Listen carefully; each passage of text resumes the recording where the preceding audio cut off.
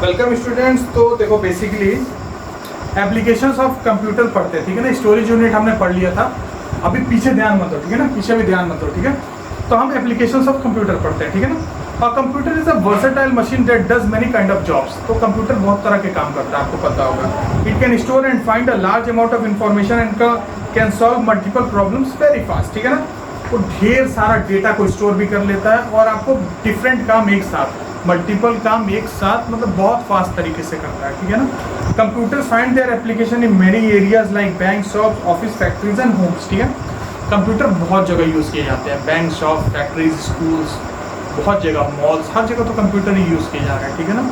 New features of the computer, computer के new features क्या हैं, कुछ जो बेसिक न्यू फीचर्स हैं वो क्या क्या हैं। टच स्क्रीन, ठीक है ना, तो कंप्यूटर का ये न्यू फीचर है, टच स्क्रीन, ठीक है ना। A touch screen is a display which can detect the pressure and location of a touch within the display area. आपके प्रेशर और आपकी जो लोकेशन है उसके हिसाब से वो आपको रिजल्ट देगा, ठीक है ना। आपने यहाँ टच किया तो आपके प्रेशर जितना आपने उस पर लगाया, ठीक है ना, और उसके बाद से जिस एरिया पे आपने टच किया उसके हिसाब से वो आपको आउटपुट देगा। Inputs are given by the simply touching the right option. अगर हमको कोई इनपुट देना है तो हम करेक्ट ऑप्शन पे टिक करते हैं। जैसे आपके मोबाइल में आपका कीबोर्ड है, मोबाइल का कीबोर्ड है, तो आप सही जगह पे क्लिक करते हो, ABCD, ठीक है ना, आपका कीबोर्ड है तो उस पर सही ऑप्शन आपको लिखता है, ठीक है। Now this feature is available in mobiles, computer and notebooks, ठीक है ना। ये जो फीचर्स हैं बहुत सारी जगह अवेलेबल हैं, जैसे कि मोबाइल्स, कंप्यूटर एंड नोटबुक्स, ठीक है ना। नोटबुक्स भी होती हैं, ठीक है, मेगा, जैसे आपके वो हो गए एप्पल की जो होती है, आईपैड होती है, तो उसमें भी वो एक नोटबुक होता है, ठीक है ना। ATM क्या होता है? ATM stand for automatic teller machine, ठीक है ना, ऑटोमेटेड टेलर मशीन, ठीक है ना। Using ATM card you can take out of money from this machine. अगर आपके पास ATM कार्ड है, डेबिट कार्ड है, क्रेडिट कार्ड है, ठीक है ना, ATM कार्ड है, कोई भी कार्ड है, ठीक है ना, तो उससे आप पैसे निकाल सकते हो। This card has a magnetic tape, ठीक है ना, इस कार्ड पे मैग्नेटिक टेप होता लगा होता है, ब्लैक स्ट्रिप होती है ना, पीछे देखोगे किसी भी ATM कार्ड के पीछे देखना एक ब्लैक स्ट्रिप होती है, ठीक है ना, वो उसी को रीड करता है, ठीक है ना। It has a black strip which contain encrypted information. Encrypted मतलब उस इंफॉर्मेशन को सीधा सीधा नहीं लिखा रहेगा, सीधा सीधा लिखा रहेगा तो कोई भी समझ सकता है ना। तो जो भी ATM कार्ड बनाती हैं, जो कंपनी बनाती है, वो उसको कुछ ऐसे इंफॉर्मेशन को तोड़ देती हैं या कुछ बड़ा कर देती हैं, छोटा कर देती हैं, जिससे लोग ना समझ पाएँ उसको, ठीक है ना, लोग ना समझ पाएँ। जैसे व्हाट्सएप में अभी आप लिख के आता होगा, it is end to end encrypted message. अगर आप व्हाट्सएप देखोगे ध्यान से, तो ध्यान से देखना, अगर आप किसी से पहला चैट कर रहा हो तो देखना आपको लिखा होगा व्हाट्सएप में, it is end to end encrypted message, ठीक है ना। इसका मतलब आपके और उसके बीच में जो ये मैसेज है वो एंड टू एंड एनक्रिप्टेड है, मतलब इसको कोई और पढ़ नहीं सकता, उसको चेंज कर दिया गया। इंडिया और चीन में जो वार चल रहा है आपका, वो इसी बात पे चल रहा है कि इतने सारे ऐप बैन हो रहे हैं, क्योंकि चाइना जो है वो हमारा डेटा चुराता है। बेसिकली जो हमारा डेटा है वो तो किसी को नहीं लेना चाहिए ना, जो हम किसी से चैट कर रहे हैं या जो भी काम कर रहे हैं वो डेटा किसी और को तो मिलना नहीं चाहिए, ठीक है ना। या तो हम किसी को भेज रहे हैं तो या तो हमारे पास रहे या तो उसके पास रहे, पर चीन ये काम नहीं करता था। चीन आपके जो डेटा को वो चुराता था, ठीक है ना, इसी वजह से। इसीलिए जूम ऐप भी है, वो उसको ऑलमोस्ट मतलब सभी ने मना कर दिया कि भाई उसको मत यूज़ करो, क्योंकि आपका व्हाट्सएप वीडियो कॉलिंग भी एंड टू एंड एनक्रिप्टेड है। तो आपका जो भी आप व्हाट्सएप जो भी कॉल करते हो तो उसमें आपको दिखता है, यूज़र को दिखता है, पर अगर एंड टू एंड इनक्रिप्शन नहीं है, जैसे जूम में नहीं है, तो आपका डेटा मतलब जो आप वीडियो कॉलिंग कर सकते हो वो उसको कोई तीसरा भी देख सकता है, कहीं दूर बैठा हुआ जहाँ उसका सर्वर है, ठीक है ना। तो ये सारी मतलब है एनक्रिप्शन का, ठीक है ना। तो इसी वजह से कंपनियां ये बेसिकली बहुत तगड़ा इनक्रिप्टेड होता है ताकि कोई भी इसको डिकोड ना कर सके। डिकोड मतलब इसको कोई समझ ना सके, ठीक है ना। और अगर सब कोई समझ जाएगा तो आपको इन्फॉर्मेशन तो चोरी कर लेगा ना, पैसे निकाल लेगा। Some ATMs have touch screen and some others have buttons to give input. देखो कुछ ATMs में टच स्क्रीन होता है, ठीक है ना, देखे हुए कुछ ATMs में टच स्क्रीन होता है, जैसे बड़े बड़े बैंकों में HDFC बैंक वगैरह में हो गया, और कुछ SBI जो छोटे जगहों पे जो SBI बैंक है, बड़े जगहों की बात नहीं, जो छोटे जगहों पे SBI बैंक है उसमें बटन्स ही होते हैं आमतौर पर, ठीक है ना। वॉइस रिकॉग्निशन, ठीक है। Today there are computer specially program to respond to the spoken commands. देखो वॉइस रिकॉग्निशन क्या होता है, आजकल ऐसे कंप्यूटर मतलब बनाए गए हैं जो आपकी वॉइस के ऊपर काम करते हैं। आपको एग्जांपल के तौर पे बताऊं, जैसे गूगल का है, गूगल असिस्टेंट है, ठीक है ना, गूगल असिस्टेंट है। एप्पल का सिरी है, फिर उसके बाद से आपका है एलेक्सा है, ठीक है ना, ये सारे जो है वो उसके वॉइस रिकॉग्निशन पे काम करते हैं। जैसे माइक्रोसॉफ्ट का कॉर्टना है, ठीक है ना, ये भी सब ये वॉइस रिकॉग्निशन पे काम करते हैं। तो अगर आप कुछ भी बोलते हो, ठीक है ना, अगर आप कुछ बोलते हो तो ये आपकी वॉइस को समझते हैं सब, ठीक है ना, और उसके बाद से आपको रिस्पॉन्ड करते हैं सब, ठीक है ना। तो आपको है there are various voice recognition software that help the computer to recognize the voice commands and input given to it and process information based on these commands to give an output, ठीक है ना। तो अलग अलग तरह के software हैं, ठीक है ना, अलग अलग तरह के सॉफ्टवेयर हैं जिसको जो आपका जो भी आप वॉइस जो भी आप बोलते हो उसको वो समझते हैं सब, उस पर प्रोसेस करते हैं सब, एक यूजफुल इंफॉर्मेशन बनाते हैं सब और उसको आउटपुट देते हैं सब, ठीक है ना। तो ये होता है बेसिकली इसका मतलब, ठीक है। In such a case, we do not require a clicking and dragging feature, but it is a compulsory that the voice command should be same as the voice recorded, ठीक है ना।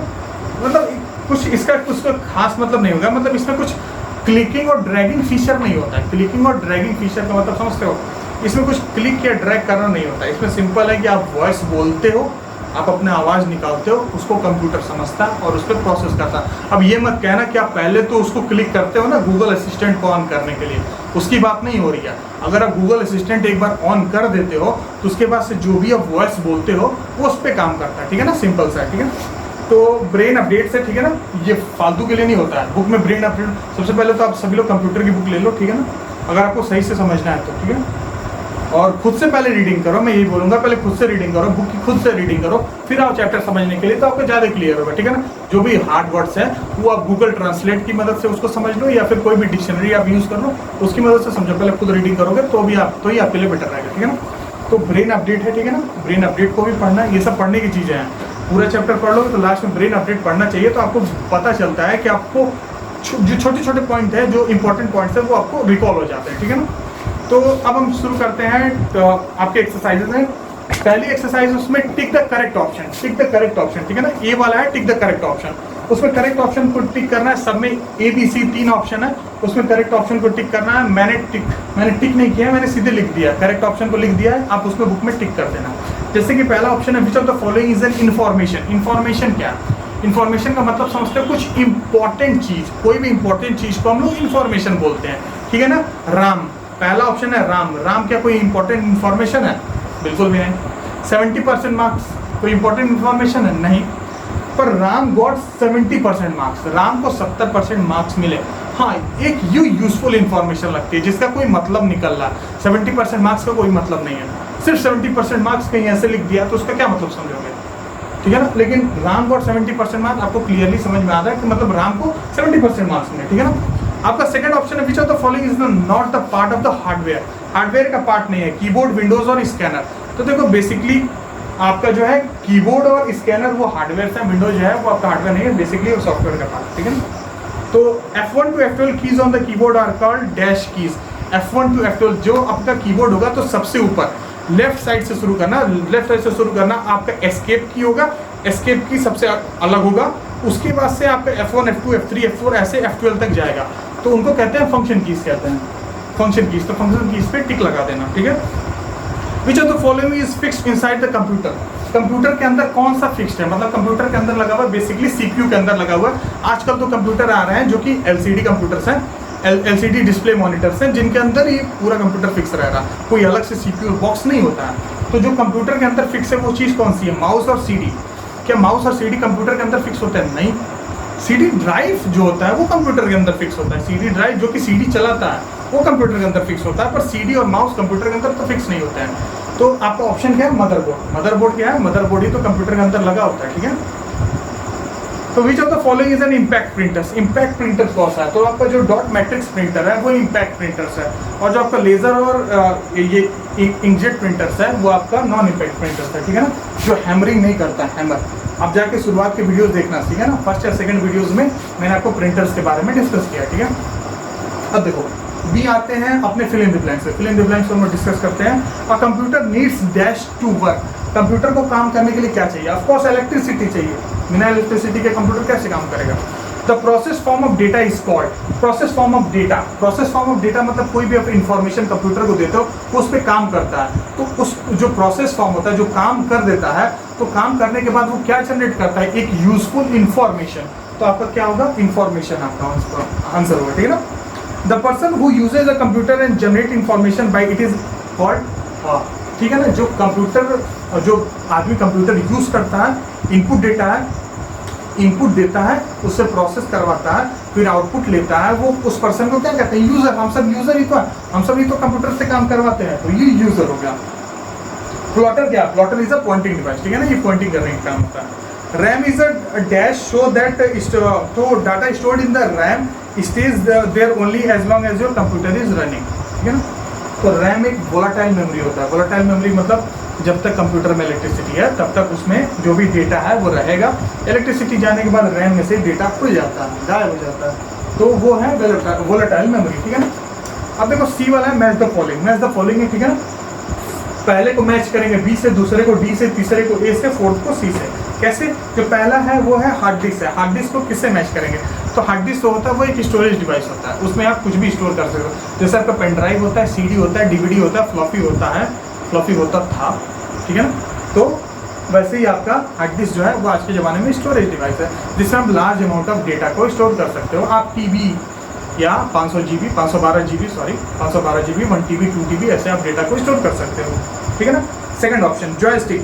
तो जॉयस्टिक का आपका क्या यूज़ करते हैं, joystick is also pointing device. इसको आप गेम खेलने के लिए यूज़ कर सकते हो जॉयस्टिक को, ठीक है ना। तो सेकंड का आपका डी ऑप्शन होगा। सेकंड में जॉयस्टिक लिखा है तो डी आपका होगा, डी से मैच कर देना पॉइंटिंग डिवाइस से। थर्ड है आपका मदरबोर्ड। मदरबोर्ड क्या होता है, ये एक सर्किट बोर्ड होता है, इसी पे सारे जो भी सर्किट लगे होते हैं वो सब इसी पे लगे होते हैं, इसलिए थर्ड का ये ऑप्शन है सर्किट बोर्ड। थर्ड को जो है देखो ना, थर्ड मदरबोर्ड है, उसको ये सर्किट बोर्ड से मैच कर देना।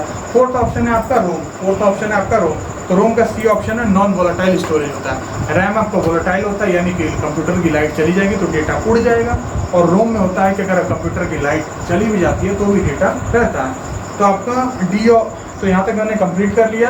जो डी है क्वेश्चन आंसर है, क्वेश्चन आंसर मैं आपको ग्रुप में भेज दूंगा व्हाट्सएप पे, ठीक है ना। उसको आप क्वेश्चन आंसर को कॉपी में कंप्लीट करना है, ये सब आपको कॉपी में नहीं करना है, बुक में कर लेना। और उसके बाद से डी ऑप्शन है क्वेश्चन आंसर, उसको मैं कॉपी में आपको भेज दूंगा, ठीक है ना।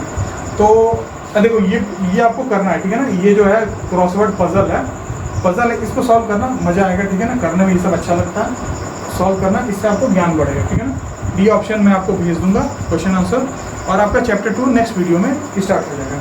तो आज के लिए बस इतना है, थैंक यू।